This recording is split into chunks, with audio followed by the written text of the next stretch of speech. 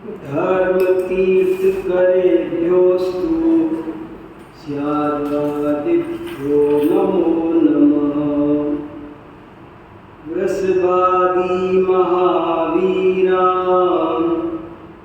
तेभ्यः स्वात्मोपलब्धये।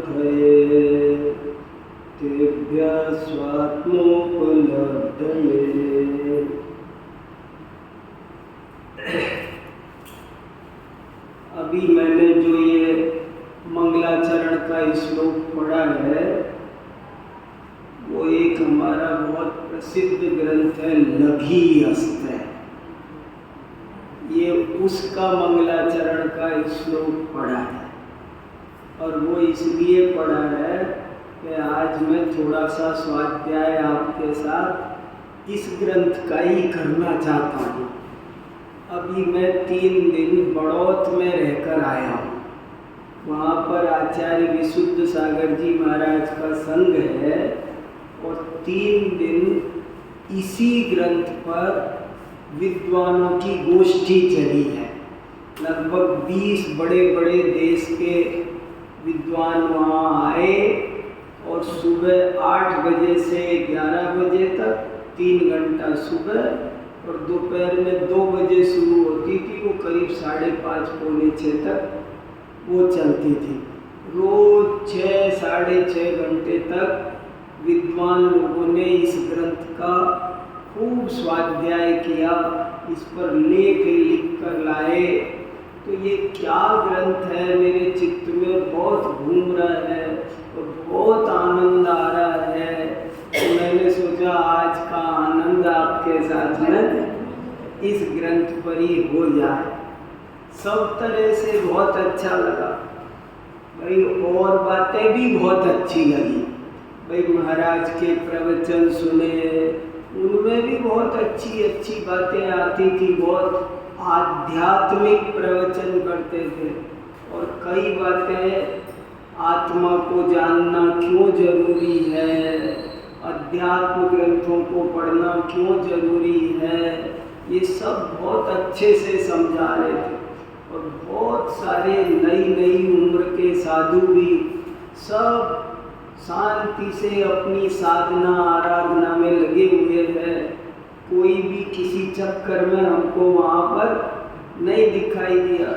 और उनके नाम के बारे में सारी दुनिया में जो प्रसिद्ध है ना कि चर्या शिरोमणि, सो वास्तव में ही बहुत कुछ आश्चर्य की बात है। आज के ज़माने में इतनी भीषण गर्मी में वहाँ कोई भी पंखे तक का इस्तेमाल नहीं करता, सारे साधु। और बहुत सहजता से कितने ही साधु तो चटाई का भी इस्तेमाल नहीं करते। हमने देखा जब वो हाथ को निकलते थे तो बहुत आनंद आता था। लोग कितने सैकड़ों लोग पड़गान एक साथ करते थे भक्ति भाव से। वो सब दृश्य देख देख करके मतलब हमारे वहाँ 3 दिन बहुत आनंद से बीते। हमने उनको सुबह देखते तो कुछ ना कुछ चल रहा है संग में, हमेशा स्वाध्याय, इधर उधर की कोई सांसारिक बात होते हमने वहाँ पर नहीं देखी। शाम को गए तो प्रतिक्रमण चल रहा है और रात होते ही तो सबका मौन हो जाता है। आज के ज़माने में ये सब बातें बहुत अनुकरणीय भी है और प्रशंसनीय भी है। पूरा साधु संघ शाम को मौन सामायिक किया, प्रतिक्रमण किया और पूरा साधुओं को तो ऐसा ही होना चाहिए। साधु तो बिल्कुल मौन होके साधना करना। और बताओ सोचो कितने ही साधु चटाई तक का इस्तेमाल नहीं करते। हाँ वही तो हमने देखा, हम तो बहुत आश्चर्य हुआ। मैंने कहा हे भगवान इतना। और कोई और वहाँ पर है ना सब स्वाध्याय के टाइम सारे साधु इकट्ठे हो करके, आपको पता है एक टाइम अष्टसहस्री का स्वाध्याय होता है। मतलब बड़े बड़े जो हमारे कठिन ग्रंथ है, जो लुप्त है, गुप्त है, जिन आज देखता पढ़ता नहीं, जिनकी रक्षा करना मुश्किल है, वहाँ पर इनका स्वाध्याय किया जा रहा है। ये ग्रंथ जहाँ छपे हैं वहाँ से जैसे कोई खरीदता नहीं, वहाँ से 25-50 ग्रंथ मंगा के सारा संग बैठ के ग्रंथ लगा के एक एक लाइन से स्वाध्याय करता है। तो भाई देखो, हमको तो इस तरह के भी बहुत सारे आनंद। और मंदिर, क्या भव्य मंदिर है बड़ौत में, 4-5 मंदिर तो हमने देखे, और भी कुछ होंगे। तो ऐसे मंदिरों के दर्शन किए, और विद्वानों के साथ में भी हम रात को सोते थे तो 12 बज जाते थे, और क्या बातें हो रही है, यही बातें होती रहती थी। वो पंडित जी कुछ कह रहे हैं, वो पंडित जी कुछ कह रहे हैं, इसमें क्या, और बहुत एक दूसरे की बात काटते भी थे। और क्योंकि देखो, जैन धर्म विज्ञान है, अंधभक्त नहीं है। तो कोई क्या कह रहा है, दूसरा कह रहा है ये बात ऐसे नहीं ऐसे होनी चाहिए, दूसरा तीसरा कह रहा है नहीं ऐसे नहीं ऐसे होनी चाहिए। और सब 1 महीना 1.5 महीना पहले से हमको बता दिया था कि इस ग्रंथ पर गोष्ठी होगी। तो ये गोष्ठी 3 दिन की हुई है वहाँ, लेकिन वास्तव में 3 दिन की नहीं हुई, ये गोष्ठी 1.5 महीने की हुई है। क्यों कि जो 20-25 विद्वान आए वो तो 1.5 महीने से ये ग्रंथ पढ़ रहे हैं। मैंने हर विद्वान ने 10-10, 12-12 पेज का लेख लिखा है एक एक बात पर। तो ऐसे करके सब तरह से, और भी कई तरह, मान लो रास्ते में भी हम आते टाइम, रास्ते में एक गांव पड़ता है खेकड़ा, वहाँ खेकड़ा रुके, हम वहाँ के कुछ साधर भी है ना, हमको जबरदस्ती रोक लिए, बोले आपको रुकना है, आज हमारे मंदिर की 40वीं वर्षगांठ है, आज उत्सव है।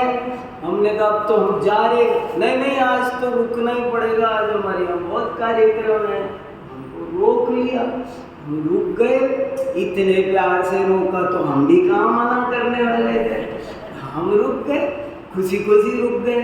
और देखा वहाँ दोपहर में 3 से 4 हमारा प्रवचन रख दिया, कल दोपहर की बात है, कल ही था उनका।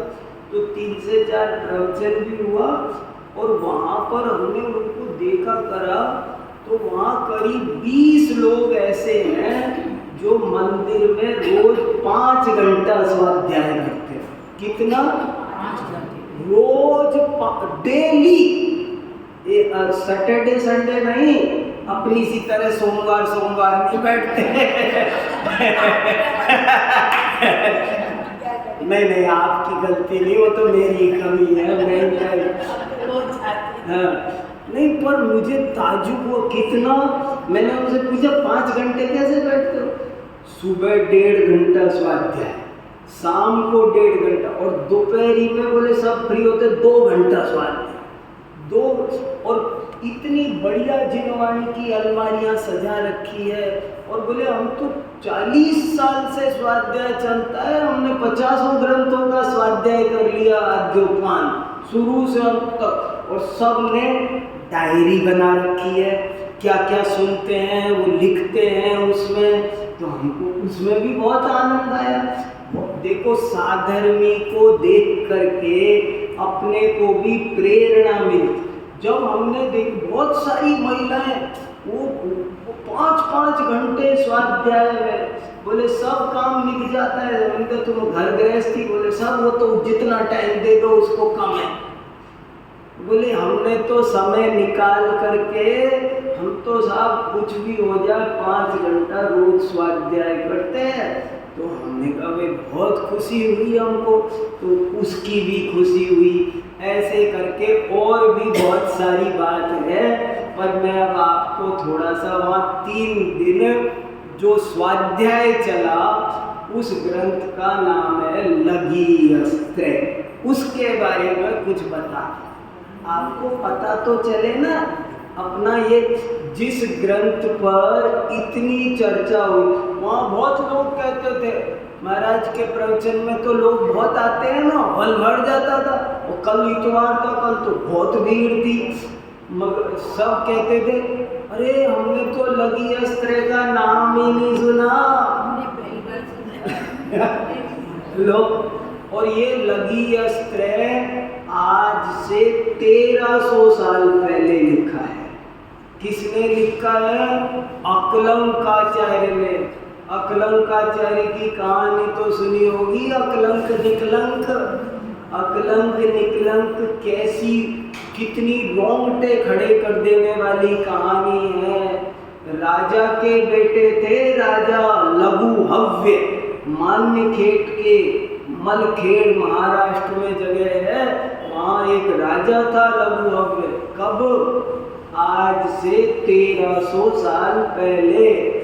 और वो राजा एक दिन अष्टानिका में, राजा रानी, अष्टानिका का पर्व था, तो वहाँ मुनि महाराज थे।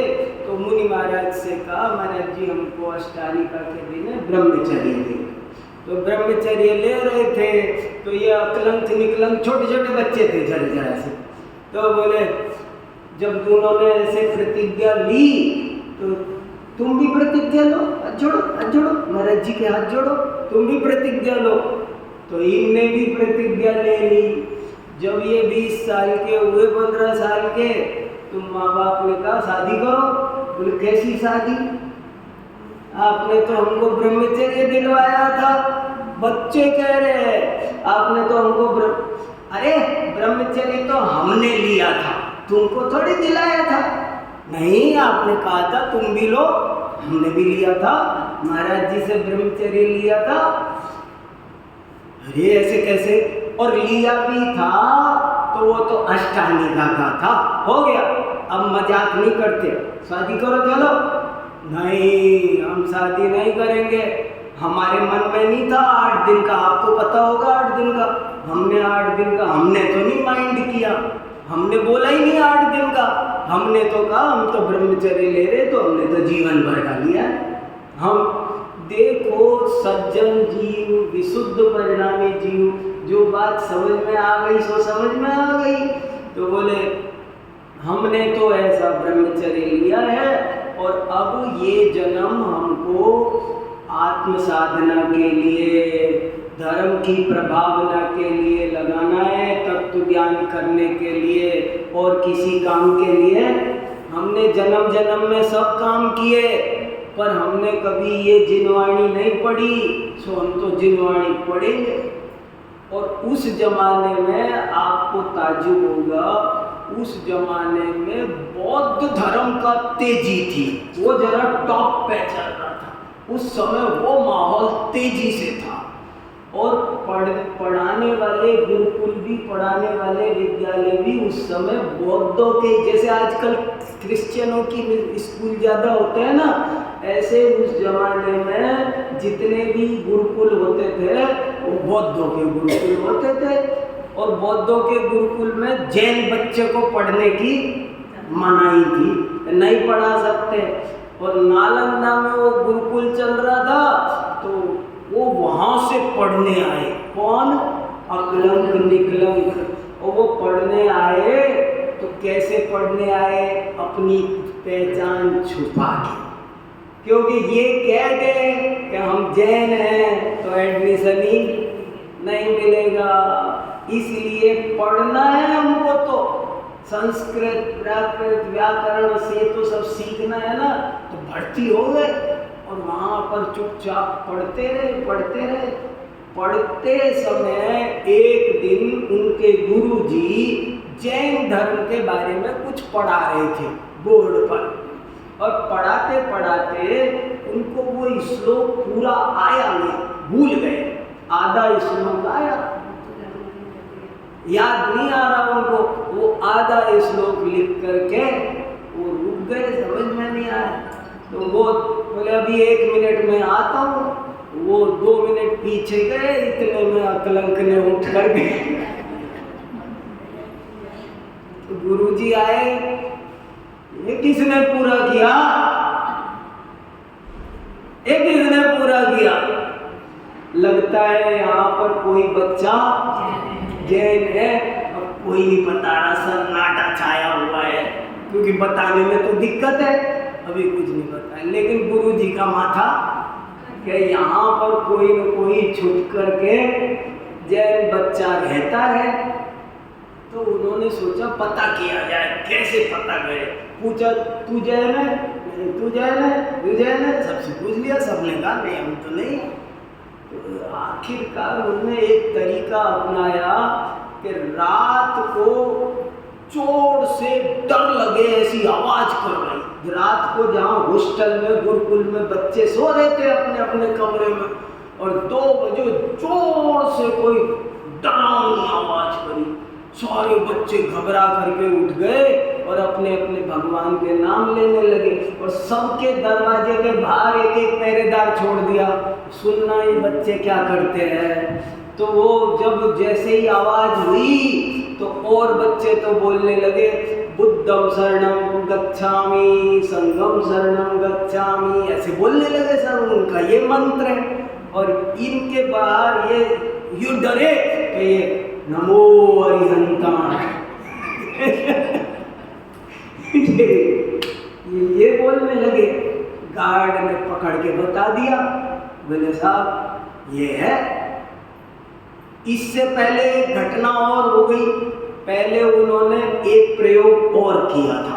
उन्होंने कहा कि ऐसे करो, एक जैन मूर्ति लेकर आओ और यहाँ रखो। तुम सब मना कर रहे हो, यहाँ कोई जैन नहीं है, अभी मैं कर दूंगा, जैन मूर्ति लेके आओ। तो जैन मूर्ति रखी और सब बच्चों से कहा इसे लांग जाओ, इसे लांग के जाओ। तो सब लांगते जा रहे थे।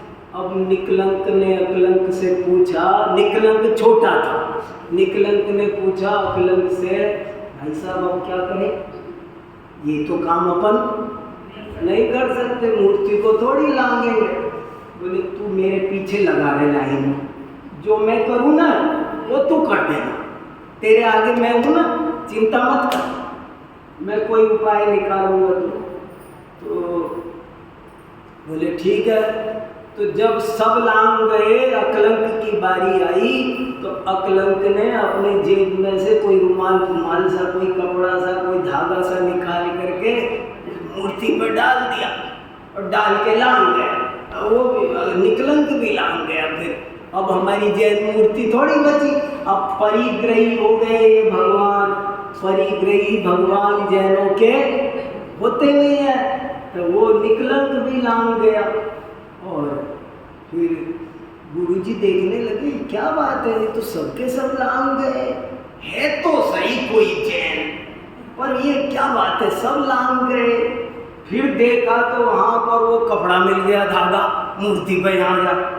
अरे गारंटी से कोई, अरे किसी ने चालाकी की है, किसी ने चालाकी की है भाई। तो फिर क्या करना? तो बोले ऐसे करो। तो फिर रात को शोर मचाया तो पकड़े गए नमो अरिहंताणम बोलते हुए।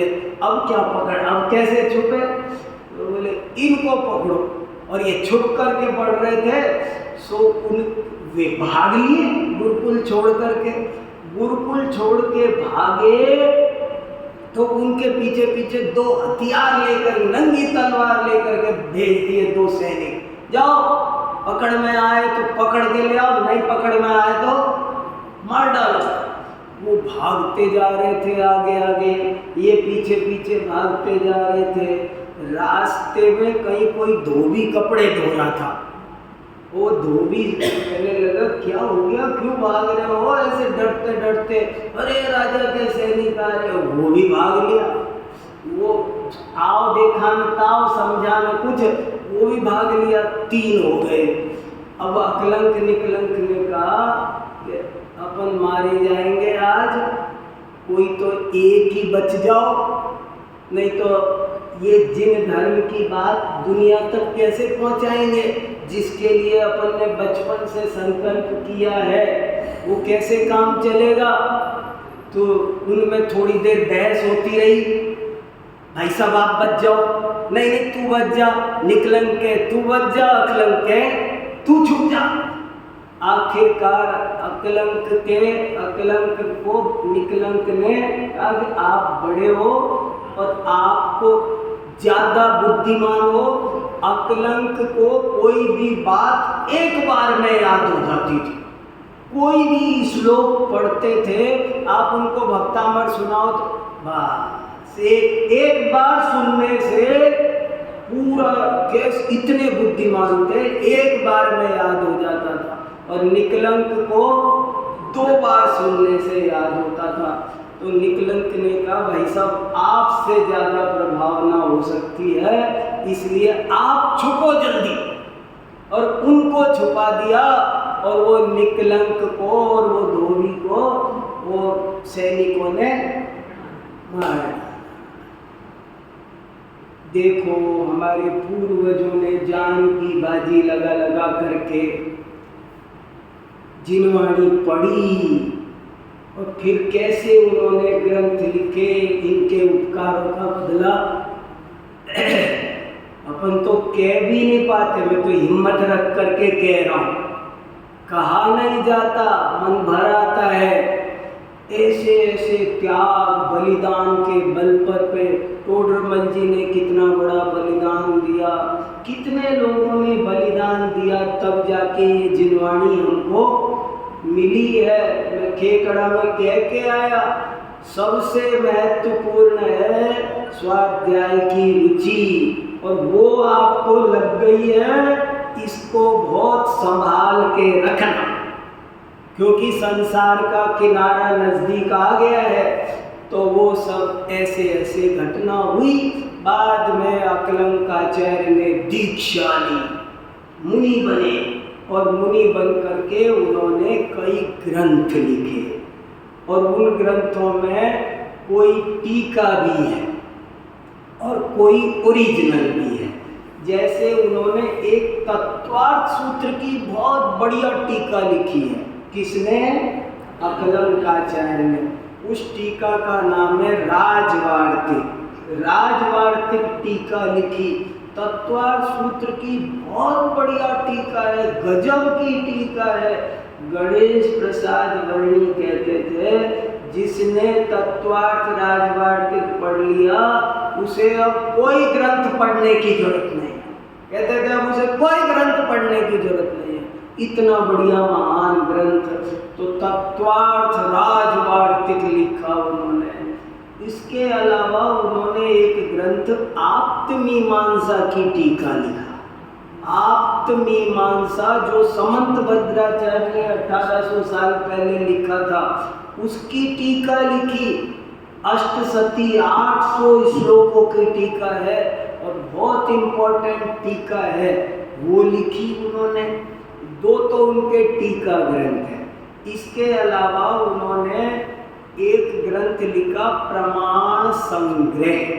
प्रमाण संग्रह न्याय का ग्रंथ है। न्याय के बहुत ग्रंथ लिखे हैं इन्होंने। तो एक ग्रंथ का नाम है प्रमाण संग्रह, दूसरे ग्रंथ का नाम है लघियस्त्रय। तीसरे ग्रंथ का नाम है सिद्धि विनिश्चय। चौथे ग्रंथ का नाम है न्याय विनिश्चय। अब सोचो, अब सोचो अपने को कितनों के नाम सुने हैं। नहीं, अपन कितने गहरे पानी में है, अपनी सोचो ना। अपन जैन है ना, अकलंकाचार्य अपने गुरुजी हैं कि नहीं है? तो है। तो उन्होंने क्या क्या हमारे लिए ग्रंथ लिखे। ग्रंथ ना पढ़ो, उनके नाम तो कुछ तो पता हो। तो अपन कहाँ चल रहे हैं और अपने को थोड़ा थोड़ा ज्ञान, कभी कभी साल 2 साल में तो इनके नाम तो कान में पढ़ना चाहिए ना। इसलिए मैंने सोचा आज मैं आपके कान में ये शब्द डालता हूँ, आपको भले कठिन लगे चाहे कुछ लगे। मैं चाहता था एक बार तो उसमें से ही कुछ सुनाऊं जो, फिर मैंने कहा नहीं, आज मेरे दिमाग में लगी अस्त्र घूम रहा है, तो आज आपको सरल करके बता दूंगा, पर वो ही बताऊंगा, थोड़ा तो पता चले ना। अच्छा, न्याय विनिश्चय, अब नाम याद रहेंगे ना थोड़े थोड़े, मैंने 4-6 ग्रंथों के नाम बता दिए। अकलंकाचार्य ने क्या क्या लिखा, परीक्षा होनी चाहिए कभी कभी। अकलंकाचार्य कब हुए थे? आज से 1300 साल पहले। और उन्होंने कितने ग्रंथ लिखे? उनका जन्म का साल कौन सा है अकलंकाचार्य का? 720, सन 720 में जन्म हुआ।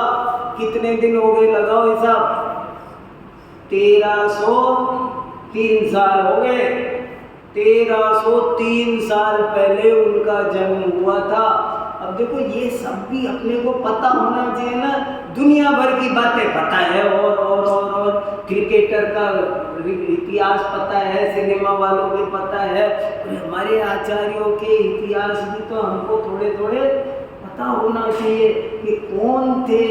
कभी कभी अभी मैं भोपाल भी जाके आया हूँ, वहाँ के भी एक दिन समाचार सुनाऊंगा तो आप गदगद हो जाओगे। भोपाल में एक जैन साहित्य उत्सव था, विश्व साहित्य उत्सव, वर्ल्ड लिटरेचर फेस्टिवल। क्या था? विश्व साहित्य उत्सव। उसमें विश्व के 750 साहित्यकार आए थे, 750 लेखक आए थे, और उनमें से एक मैं था। 750 उन्होंने मुझको बुला लिया। तो मेरा जब बोलने का नंबर आया ना, तो मैंने कहा मैं आपको जैन साहित्य के बारे में सुनाता हूँ। जैन साहित्य क्या है? तो जैन साहित्य पर सुनाया तो वहाँ खलबली मच गई। सब फिर तो जैन साहित्य पे बात करने लग गए। राज्यपाल थे केरल के, वो भी जैन साहित्य पे बात करने लगे। टीवी पर भी बहुत आया, सारे अखबार 2 दिन तक भरे ही रहे कि संसार में साहित्य किसी ने लिखा है तो जैन कवियों ने लिखा है। जैन कवियों के साहित्य में विश्व शांति की बहुत गहरी गहरी बातें हैं, हमको उस पर ध्यान देना चाहिए। ऐसा भोपाल में रविंद्र भवन बहुत बड़ा ऑडिटोरियम है, वहाँ कार्यक्रम हुआ तो मैं वहाँ भी जाके आया। तो कैसे कैसे ऐसे मेरा मन करता है कम से कम कभी जैन समाज को एक जैन साहित्य उत्सव मनाना चाहिए। एक जैन लिटरेचर फेस्टिवल तो मनाओ कम से कम। हमारे कौन कौन कवि विद्वान कब कब हुए, अपनी जनता को, नई पीढ़ी को थोड़ा तो होश कराओ। अकलंकाचार्य कौन थे, कुछ तो थोड़ा सा तो पल्ले पड़ने दो। ये अकलंकाचार्य थे, इनका जन्म यहाँ पर इस सन में हुआ था, इनके पापा का नाम ये था, मम्मी का नाम ये था, ये राजा थे, फिर इन्होंने ऐसे थोड़ी थोड़ी तो कहानी सबको पता होनी चाहिए। तो उन अकलंकाचार्य ने क्या क्या ग्रंथ लिखे? सिद्धि विनिश्चय, न्याय विनिश्चय, प्रमाण संग्रह, लघियस्त्रय, और 2 टीकाएं। एक टीका तत्वार्थ सूत्र की और एक टीका आप्तमीमांसा की। इतने सारे उन्होंने ग्रंथ लिखे, कितना उनका उपकार है सोचो। तो उनमें से मैं आपको जरा सी बात लघियस्त्रय की बता, औरों की तो बात फिर कभी करेंगे। लघियस्त्रय, लघियस्त्रय का नाम लघियस्त्रय क्यों है, पहले तो ये सुनो। इसका नाम कैसा है, क्या मतलब है इस नाम का? लघियस्त्रय, त्रय माने 3, लघीय माने छोटे छोटे, लघु लघु, लघीय माने ये लघियस्त्रय का नाम लघियस्त्रय इसलिए है क्योंकि ये छोटे छोटे 3 ग्रंथ मिलकर एक बना है। समझ में आया? इसका नाम 3, जैसे एक हमारे यहाँ ग्रंथ है पद्म नंदी पंचविंशति का, नाम सुना होगा, पद्मनंदी पंचविंशति का। तो वो पद्मनंदी पंचविंशति का कोई नाम का कोई ग्रंथ नहीं है वास्तव में। पद्मनंदी आचार्य ने पंचविंशति माने 25 उनके 25 छोटे छोटे ग्रंथ है, उनको मिला के एक जिल्द में बांध दिया और उस जिल्द का नाम रख दिया पद्मनंदी पंचविंशति का। ऐसे ही अकलंकाचार्य ने 3 ग्रंथ लिखे थे। एक का नाम था प्रमाण प्रवेश, दूसरे का नाम था नए प्रवेश और तीसरे का नाम था प्रवचन प्रवेश। निक्षेप, प्रमाण, नए और निक्षेप, 3 चीज समझो जरूर से जरूर। ये लघी अस्त्र उस जमाने की LKG की किताब थी। आज तो हमने नाम नहीं सुना और आज कोई पढ़ता है तो कहेगा कठिन है, लेकिन ये प्रवेशिका है। क्या नाम है इसका? प्रमाण प्रवेश, नए प्रवेश, प्रवचन प्रवेश। प्रवेश माने प्रवेशिका, बेसिक बुक है। पहले के जमाने में ये सबको पढ़नी होती थी। पहले कोई कहे अब मैं स्वाध्याय की लाइन में आना चाहता हूँ, स्वाध्याय की लाइन में आता हूँ तो सबसे पहले ये पढ़ो भैया, प्रवेशिका पढ़ो, लघी अस्त्र इसका नाम है। आज जिस पर बड़े बड़े विद्वान जिस पर गोष्ठी कर रहे हैं, वो ग्रंथ किस लिए लिखा था? प्रवेशिका लिखा। अरे भाई बहुत अच्छी बात है, बहुत सीधी सच्ची बात है कि जब तक आप ये 3 बात नहीं समझोगे, प्रमाण, नए और निक्षेप, तब तक आप स्वाध्याय में सक्सेस हो ही नहीं सकते। कोई भी व्यक्ति तत्व ज्ञान कर ही नहीं सकता। पहले 3 चीज आनी चाहिए। नंबर 1 प्रमाण आना चाहिए। उमा स्वामी महाराज ने लिखा था ना, प्रमाण नयैरधिगमः, नाम स्थापना द्रव्य भाव तस्तन्यास। 4 निक्षेप है, 2 प्रमाण है, आद्य परोक्षम, प्रत्यक्ष मन्यात्, मति श्रुतावधि मन पर्य केवलानि ज्ञानम तत्प्रमाणे। 5 ज्ञान ही प्रमाण है और उन 5 प्रमाणों को 2 भेदों में बांटते हैं। 5 ज्ञानों को, एक प्रत्यक्ष प्रमाण और दूसरा परोक्ष प्रमाण।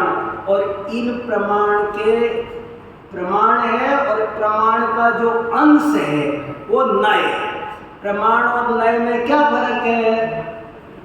पूरी वस्तु को जानना प्रमाण है और उसके एक अंश को जानना वो नय। जैसे मैंने बोला हाथी, तो हाथी क्या? प्रमाण। और उसका मैंने बोला पूंछ, पैर, तो हो गया नए। एक अंश को बोल। नींबू बोला तो प्रमाण, और गोल, पीला, खट्टा, ये हो गए नए। उसकी एक विशेषता को बोलना उन बहुत सुंदर ग्रंथ है ये लघी अस्त्र। मैं तो आज ही पढ़ा के बाद छोड़ दूंगा, खत्म कर दूंगा, लेकिन ये अगर पढ़ने लगो तो पूरा पढ़ने। बड़े बड़े आचार्य में देखो, ये लघी अस्त्र पर एक टीका है। एक प्रभाचंद्र आचार्य हुए बहुत धुरंधर 11वीं शताब्दी में, राजा भोज के जमाने में। जैसे मानतुंग आचार्य थे ऐसे ही ये आचार्य थे, और इन्होंने इस लघी अस्त्र पर टीका लिखी। उस टीका का नाम क्या रखा? न्याय कुमुद चंद्र। टीका का, ये तो हिंदी अनुवाद का नाम भी परिशीलन लिखा, पर मूल नाम है न्याय कुमुद चंद्र। प्रभाचंद्राचार्य ने, और उससे पहले अभय चंद्राचार्य हुए, उन्होंने वृत्ति। अब देखो कितना जैन साहित्य है, सब नाम ही नाम निकले जा रहे। अभय चंद्राचार्य का नाम सुना है? हमको पता ही नहीं है। हमारे कितने लाखों आचार्य हो गए, लाखों ग्रंथ लिखे गए, वो कितना जैन साहित्य का अथाह वैभव है, पर क्या करें, थोड़ा थोड़ा उनको पता चलता है। जो स्वाध्याय 5-5 घंटे स्वाध्याय, बताओ, मैं तो गदगद हो गया, रोज 5 घंटे स्वाध्याय। तो ऐसे ही स्वाध्याय, ये जीवन स्वाध्याय में ही लगाना चाहिए पूरी तरह। तो इसलिए इसमें 3 चीज कही। कौन कौन?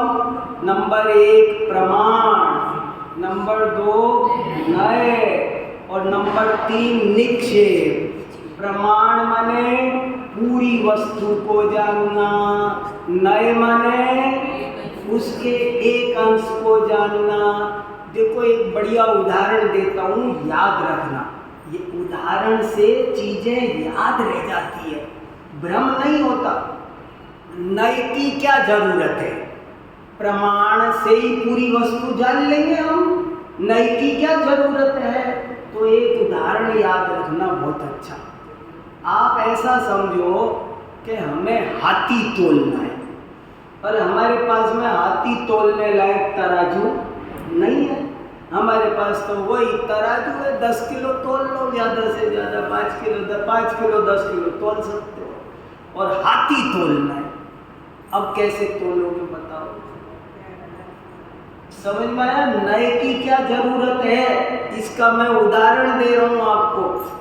हाथी तोलना है, और तराजू, आज के जमाने जैसे धर्म कांटे नहीं थे, ट्रक चढ़ा दो उसमें। आजकल तो ऐसे धर्म कांटे लगे हुए हैं कि उस पर हाथी खड़ा कर दोगे तो हाथी का वजन बता देगा। पहले तो ऐसे नहीं था। तो किसी से कहा कि भाई ये हाथी का वजन बताओ, तो उसने कहा बता दूंगा मैं। बुद्धि क्या हल नहीं कर सकती?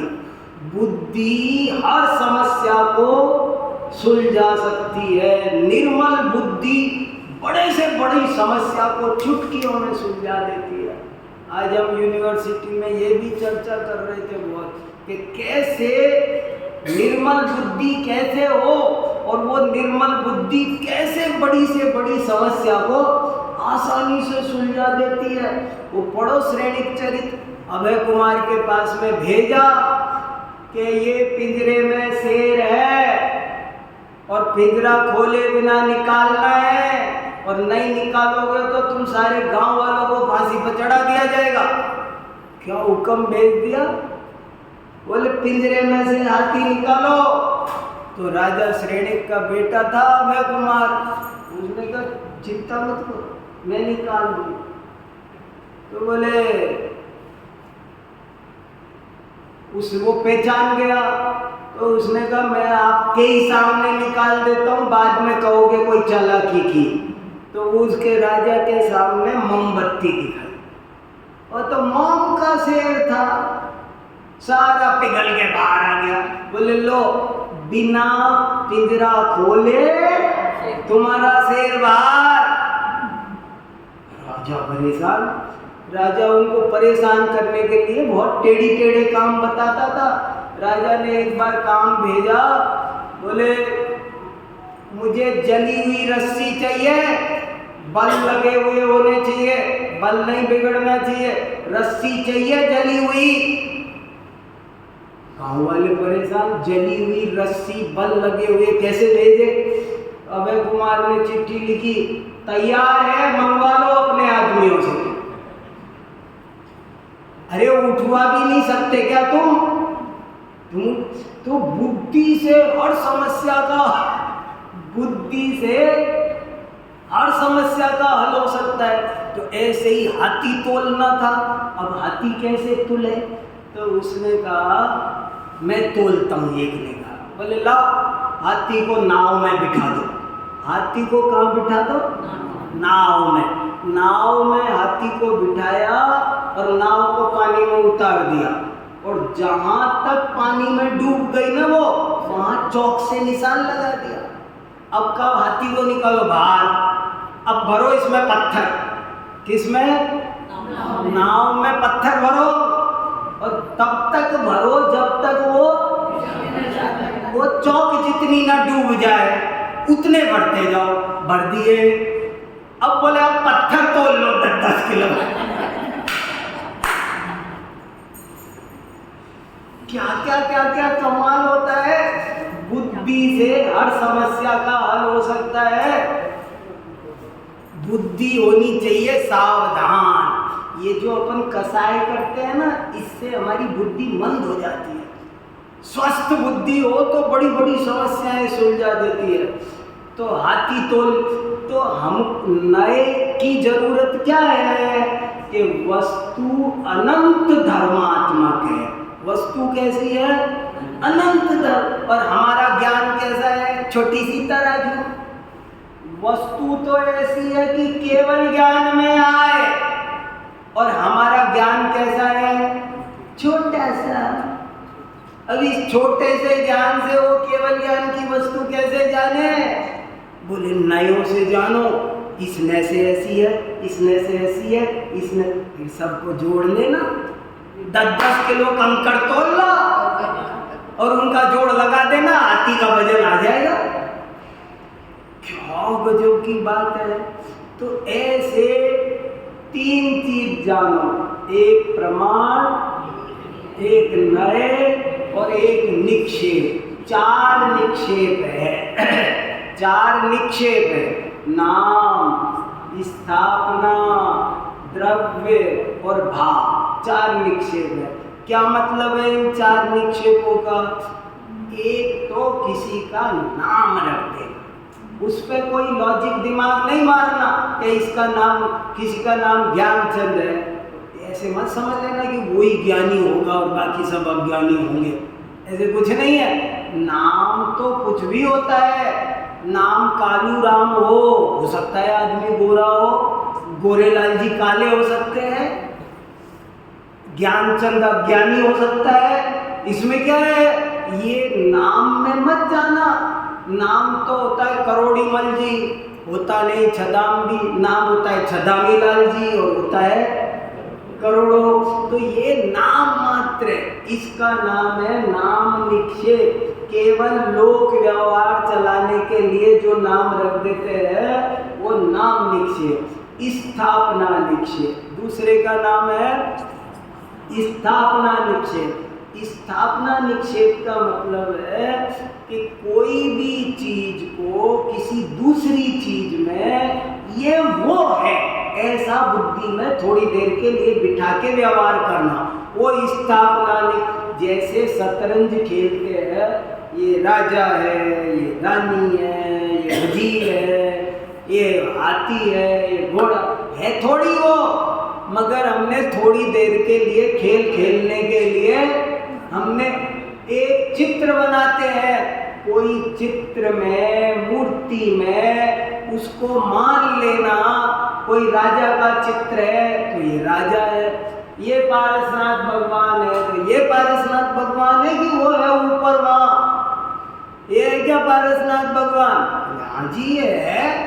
स्थापना निक्षेप से ये है, और भाव निक्षेप से वो तो अभी सिद्ध शिला में विराजमान है। तो इसलिए ये स्थापना निक्षेप। द्रव्य निक्षेप क्या? कि जो चीज पहले थी या बाद में होगी पर उसको अभी कह देना, वो द्रव्य निक्षेप है। कोई आदमी मेडिकल कॉलेज में लड़का भर्ती हुआ, अब भर्ती होते ही गांव में आया छुट्टी, और डॉक्टर साहब, अरे डॉक्टर तो अभी 5 साल पढ़ेगा और तब अगर पास हो गया तो डॉक्टर होगा, नहीं पास हुआ तो भी नहीं होगा, पर अभी से डॉक्टर साहब कह देना। ये द्रव्य निक्षेप है।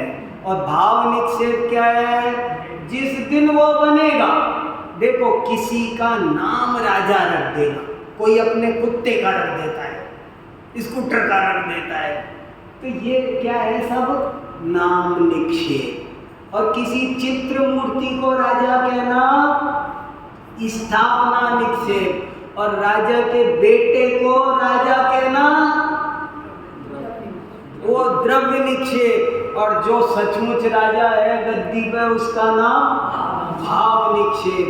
तो ऐसे तीन चीज समझो, प्रमाण, नए, निक्षेप, तब जिनवाणी समझ में आएगी, तब वस्तु का ज्ञान अच्छा होगा। इसलिए इसमें ये प्रवेशिका है, प्राइमरी बुक, और इस प्राइमरी बुक में 3 ग्रंथ है, प्रमाण प्रवेश, नए प्रवेश, निक्षेप, ये 3 चीज है। तो इसका मंगलाचरण मैंने सबसे पहले सुनाया था, अब एक बार फिर सुना। देखो क्या ग्रंथ है महान, कम से कम अपन इसमें 78 श्लोक है, सिर्फ छोटा सा है, बड़ा कठिन। ये तो टीका है, मूल ग्रंथ तो ये रहा मेरे पास, देखो 4 पन्ने में, एक ताजा ग्रंथ है। भक्तामर से भी छोटा है, भक्तामर में तो 192 लाइन है, भक्तामर में तो 192 लाइन है, और इसमें 78 श्लोक है, 156 लाइन, सिर्फ 156 लाइन है, 156 लाइन का ग्रंथ है। तो एक तो पढ़े, मैंने कहा आज कम से कम थोड़ा तो। धर्म तीर्थ करेभ्योस्तु स्याद्वादिभ्यो नमो नमः, वृषभादि महावीरान् तेभ्यः स्वात्मोपलब्धये। अकलंकाचार्य कह रहे हैं कि मैं सबसे पहले उन स्यादवादी तीर्थंकरों को प्रणाम करता हूँ। क्या विशेषण लगाया, देखो विशेषण क्या लगाया। आपने जनरली सुना होगा, मैं वीतराग सर्वज्ञ भगवान को नमस्कार करता हूँ, पर इनने क्या कहा, वो है वीतराग सर्वज्ञ, मगर अभी किस बात को याद किया, जो स्यादवादी हैं, ऐसे 24 तीर्थंकर भगवान को नमो नमः बारंबार प्रणाम हो। क्या होगा ऐसा करने से, कि उनके बताए तत्व ज्ञान से स्वात्मोपलब्धये, अपने आत्मा की प्राप्ति होगी। इसलिए मैं स्यादवादी धर्म तीर्थंकरों को, देखो फिर सुनो, धर्म तीर्थ करेभ्योस्तु स्याद्वादिभ्यो नमो नमः, ऋषभादि महावीरान् तेभ्यः स्वात्मोपलब्धये।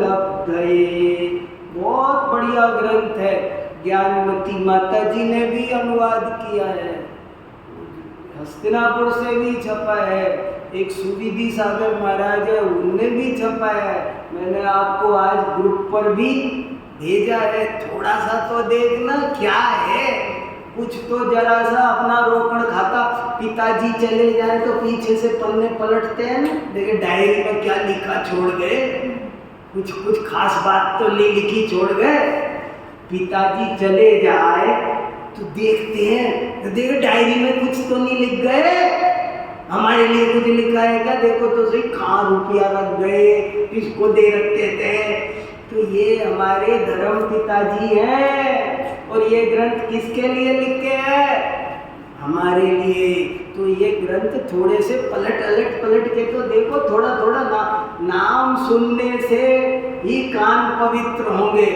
पढ़ लिया, समझ लिया, तब तो कहना ही क्या। चलो तो 4-5 मिनट ज़्यादा ही ले लिए।